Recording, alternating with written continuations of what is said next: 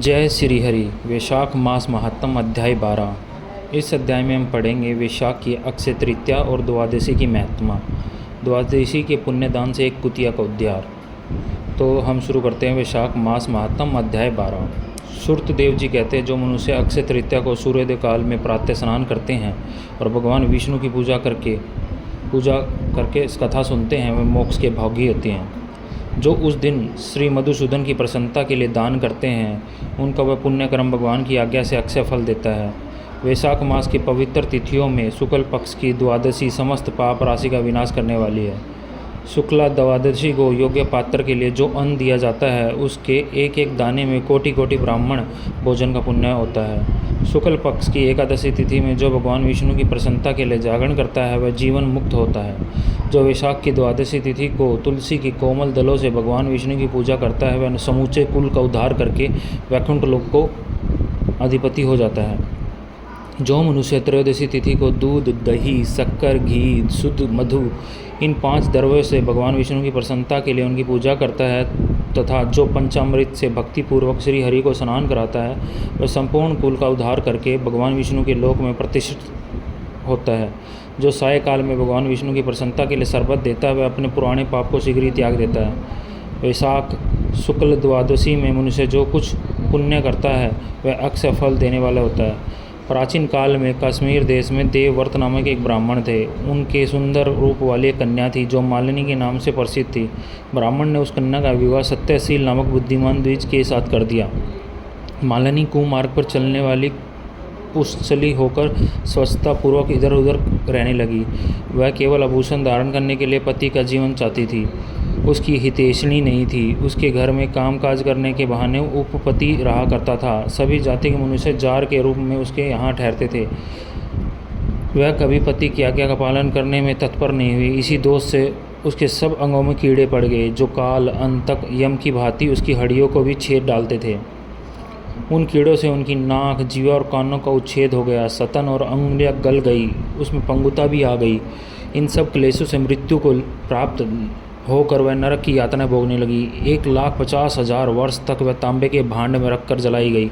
100 बार कुत्ते की योनि में जन्म लेना पड़ा। तत्पश्चात सोवीर देश में पदम पंदु नामक ब्राह्मण के घर में वह अनेक दुखों से घिरी हुई कुतिया हुई। उस समय उसके कान, नाक, पूंछ और पैर कटे हुए थे। उसके सिर में कीड़े पड़ गए थे, योनि में भी कीड़े पड़े रहते थे। राजन, इस प्रकार 30 वर्ष बीत गए। एक दिन वैशाख के शुक्ल पक्ष की द्वादशी तिथि को पदम बंधु का पुत्र नदी में स्नान करके पवित्र ही हो भीगे वस्त्र घर आया। उसने तुलसी की वेदी के पास जाकर अपने पैर धोए। देवयोग से यह कुतिया वेदी के नीचे सोई हुई थी। सूर्योदय से पहले का समय था। ब्राह्मण कुमार के चरणोदक से वह नहा गई और तत्काल उसके सारे पाप नष्ट हो गए। फिर तो उसी क्षण उसे अपने पूर्व जन्मों का स्मरण हो गया। पहले के कर्मों की याद करने से वह कुतिया तपस्वी के पास जाकर दीनतापूर्वक पुकारने लगी, हे मुने, आप हमारी रक्षा करें। उसने पदम बंधु मुनि के पुत्र से अपने पूर्व जन्म के दुराचार पूर्ण वृत्तांत सुनाए और यह भी कहा, ब्राह्मण, जो कोई भी दूसरी युवती पति के ऊपर वशीकरण का प्रयोग करती है, वह दुराचरणी मेरी ही तरह तांबे के पात्र में पकाई जाती है। पति स्वामी है, पति गुरु है और पति उत्तम देवता है। साध्वी स्त्री उस पति का अपराध करके कैसे सुख पा सकती है?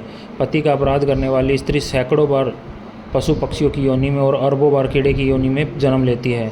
इसलिए स्त्रियों को सदैव अपने पति की आज्ञा पालन करनी चाहिए। ब्राह्मण, आज मैं आपकी दृष्टि के सम्मुख आई हूँ। यदि आप मेरा उद्धार नहीं करेंगे तो मुझे पुनः इसी यातनापूर्ण घृणित योनि का दर्शन करना पड़ेगा। अतः प्रियवर, मुझ पापचारिणी को वैशाख शुक्ल पक्ष में अपना पुण्य प्रदान करके उभार लीजिए। आपने जो पुण्य की वृद्धि करने वाली द्वादशी की है, उसमें स्नान, दान, अन्न, भोजन कराने से जो पुण्य हुआ है, उससे मुझे दुर्चारिणी का भी उद्धार हुआ है। महाभाग, दीन वत्सल, मुझ दुखिया के प्रति दया कीजिए। आपके स्वामी जगदीश्वर जनार्दन दीनों के रक्षक है। उनके भक्त भी उनके समान होते हैं। दीन वत्सल, मैं आपके दरवाजे पर रहने वाली कुतिया हूँ। मुझ दीना के प्रति दया कीजिए, मेरा उद्धार कीजिए। अंतर में मैं आप द्विजेंद्र को नमस्कार करती हूँ। उसका वचन सुनकर मुनि के पुत्र ने कहा, कुतिया, सब प्राणी अपने किए हुए कर्मों के ही सुख दुख रूप फल भोगते हैं। जैसे सांप को दिया हुआ शर्करा मिश्रित दूध केवल विष की वृद्धि करता है, उसी प्रकार पापी को दिया हुआ पुण्य उसके पाप में सहायक होता है। मुनि कुमार के ऐसे वचन कहने पर कुतिया दुख में डूब गई और उसके पिता के पास जाकर से कंदन करती हुई बोली, पदम बंधु बाबा, मैं तुम्हारे दरवाजे की कुतिया हूँ। मैंने सदा तुम्हारी जूठन खाई है, मेरी रक्षा करो, मुझे बचाओ। गृहस्थ महात्मा के घर पर जो पालतू जीव रहते हैं उनका उद्धार करना चाहिए, यह देवताओं का मत है। चंडाल, कौवे, कुत्ते ये प्रतिदिन गृहस्थों के दिए हुए टुकड़े खाते हैं और उनकी दया के पात्र हैं। जो अपने ही पाले हुए रोग आदि से ग्रस्त और असमर्थ प्राणी का उद्धार नहीं करता वह नरक में पड़ता है, यह विद्वानों का मत है। संसार की सृष्टि करने वाले भगवान विष्णु एक को कर्ता बनाकर स्वयं ही पत्नी, पुत्र आदि के वाद से समस्त जंतुओं का पालन करते हैं। अतः अपने पोष्य वर्ग की रक्षा करनी चाहिए, यह भगवान की आज्ञा है। दयालु होने के कारण आप मेरा उद्धार कीजिए। दुख से आतुर हुई कुतिया के बात सुनकर घर में बैठा हुआ मुनि पुत्र तुरंत घर से बाहर निकला। इसी समय दया निधान पदम बंधु ने कुतिया से पूछा, ये क्या वृत्तांत है? जब पुत्र ने सब समाचार कह सुनाया, उसे सुनकर पदम बंधु बोले, बेटा, तुमने कुतिया से ऐसा वचन क्यों कहा? साधु पुरुषों के मुंह से ऐसी बातें नहीं निकलती। वत्स, देखो तो सब लोग दूसरों का उपकार करने के लिए उद्धत रहते हैं। चंद्रमा, सूर्य, वायु, रात्रि, अग्नि, जल, चंदन, वृक्ष, साधु पुरुष सदा दूसरों की भलाई में लगे रहते हैं। दैत्यों को महाबली बनाकर महर्षि दधीचि ने देवताओं को उपचार करने के लिए दयापूर्वक उन्हें अपने शरीर की हड्डी दे दी। महाभाग पूर्व काल में राजा शिवी ने कबूतर के प्राण